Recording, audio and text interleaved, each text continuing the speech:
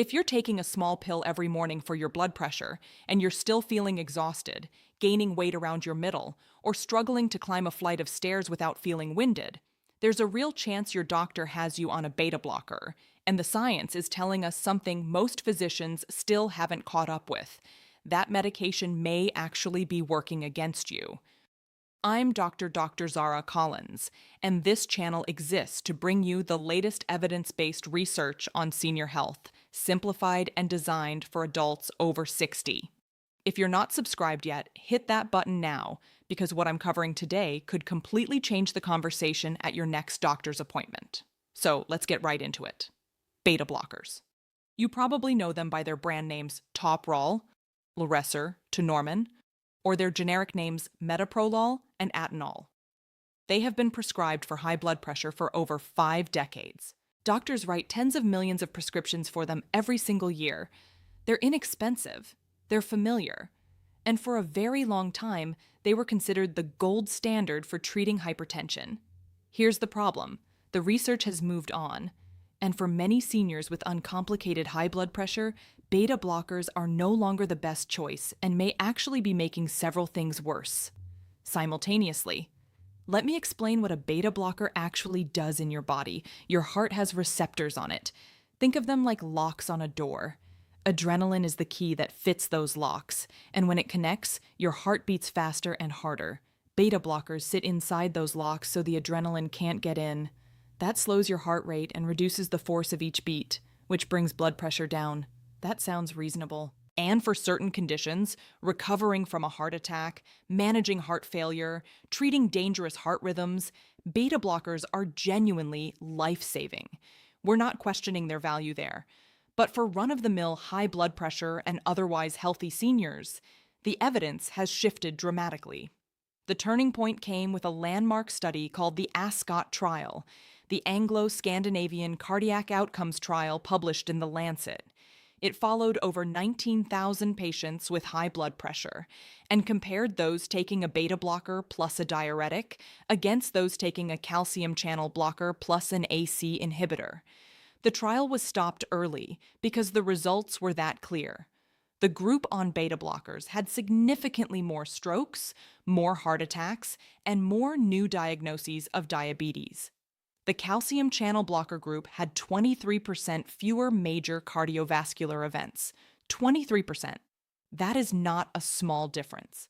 Following that and other confirming studies, the United Kingdom's National Institute for Health and Care Excellence formally removed beta blockers from their recommended first-line treatment for hypertension.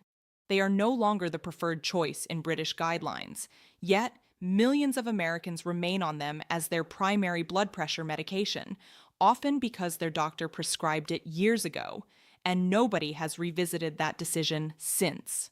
Comment below, right now. Are you currently taking metoprolol, atenolol, or another beta blocker for your blood pressure? Just yes or no. I want to understand how many of you this is affecting now. Let me walk you through the specific ways these medications may be working against you, particularly if you're over 60. The first issue is fatigue and exercise intolerance, and this one matters more than most doctors acknowledge. When you block the adrenaline receptors in your heart, you limit how high your heart rate can climb. For a younger person behind a desk, that ceiling may feel invisible. But for a 65-year-old who wants to walk the neighborhood, swim laps, or keep up with grandchildren, that limitation means you hit a wall much sooner. You feel winded faster. Your legs feel heavy. Exercise feels harder than it should. And because physical activity is one of the most powerful tools we have for naturally lowering blood pressure, tolerating it less well creates a frustrating cycle. The medication makes exercise harder, and less exercise means your blood pressure stays elevated anyway. Harold was 71 years old when he came in reporting fatigue, so profound that he'd stopped his evening walks entirely. He had been on atenolol for 3 years. In that time, he gained 14 pounds. His blood sugar had drifted into pre-diabetic range, and his energy was what he described as running on half a tank all day, every day. His previous doctor had attributed it to aging. When we reviewed his medication alongside the current evidence, the picture became much clearer. The second concern is metabolic damage, and this one is well documented. Beta blockers increase insulin resistance and raise triglycerides while lowering HDL, your good cholesterol. A comprehensive meta-analysis published in the Journal of the American College of Cardiology found that patients on beta blockers had a 22% higher risk of developing type 2 diabetes compared to those on other antihypertensives. For seniors already managing blood sugar or sitting in that pre-diabetic gray zone, that is a meaningful risk to be adding with a medication that isn't even outperforming its alternatives. Here is what genuinely surprised me when I worked through this data. Beta blockers often do bring your blood pressure numbers down. The cuff reading looks acceptable. The problem is what's happening underneath. The metabolic disruption, the cardiovascular outcomes, the slow erosion of your quality of life. You can show a reading of 128/78 and still be quietly accumulating harm if your medication is working against your metabolic health at the same time. Third, there is the full risk issue that is critically underappreciated in older adults. Beta blockers can cause orthostatic hypotension, a sudden drop in blood pressure when you stand up from sitting or lying down. That brief dizzy feeling when you rise from a chair, for a 73-year-old, that is not just uncomfortable. That is a fracture in waiting. Hip fractures in seniors over 70 carry a 1-year mortality rate approaching 30%. A medication-induced fall is not just a fall. Before I tell you what the research supports as better options, I need to make something absolutely clear, and this could protect your life. Never stop a beta blocker on your own without medical supervision. Stopping abruptly can trigger a dangerous rebound effect, causing your heart rate and blood pressure to spike rapidly, and in some cases, triggering a heart attack or a serious arrhythmia. Any transition away from these medications must be supervised by a physician and done gradually over several weeks. What I'm giving you today is information and questions to bring to your doctor, not permission to open your medicine cabinet and make unilateral changes. Now, what does the evidence actually support as better alternatives for seniors with uncomplicated hypertension? Two medication classes stand out clearly. The first is calcium channel blockers. Amlopin is the most commonly prescribed. The ASCOT data strongly favored this class over beta blockers. It does not carry the same metabolic risks. It does not limit your exercise capacity the same way. And a large analysis published in the British Medical Journal confirmed that amlopin was associated with significantly lower stroke risk than atenolol in elderly hypertensive patients. Specifically, the second strong alternative is ACA inhibitors and their related class ARBs, angiotensin receptor blockers. Medications like lisinopril, ramipril, Lortin, and Omartin have shown consistent benefit in senior populations with protective effects for the kidneys, better outcomes in patients managing diabetes, and a lower fall risk profile.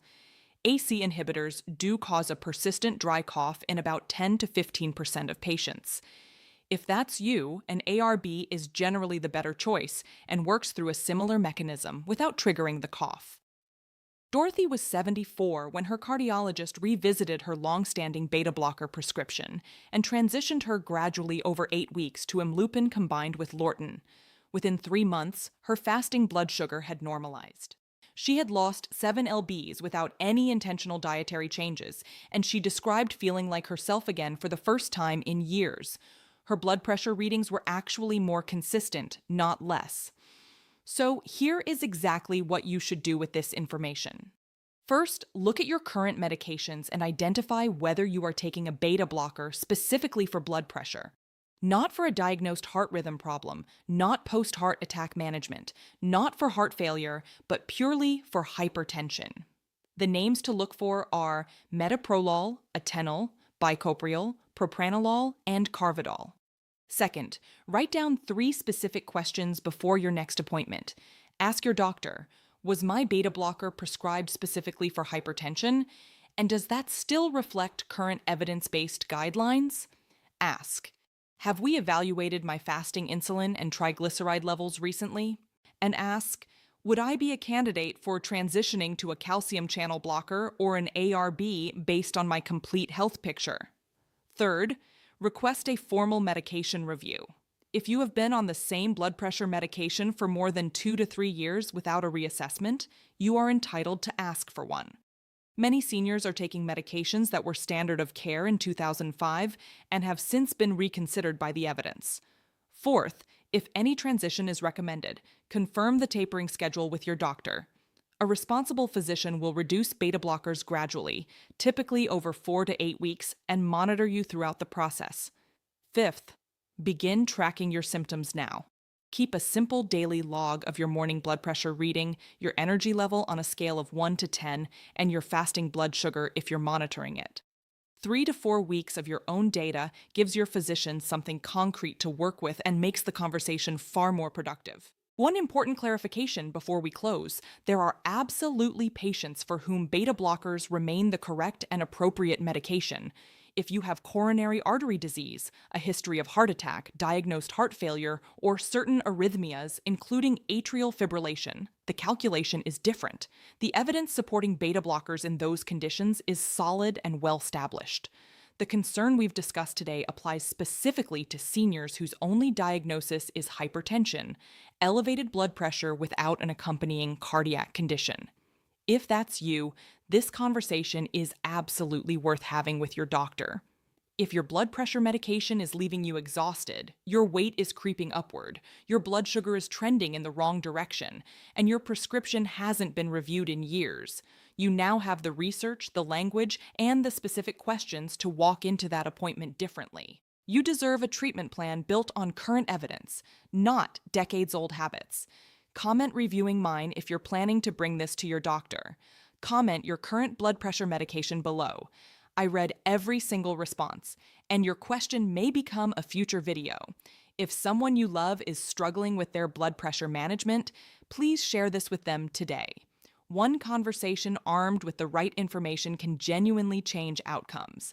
I'm Dr. Zara Collins. Subscribe if you haven't already, because next week we're covering the silent mineral deficiency that makes blood pressure medications significantly less effective, and most doctors never test for it.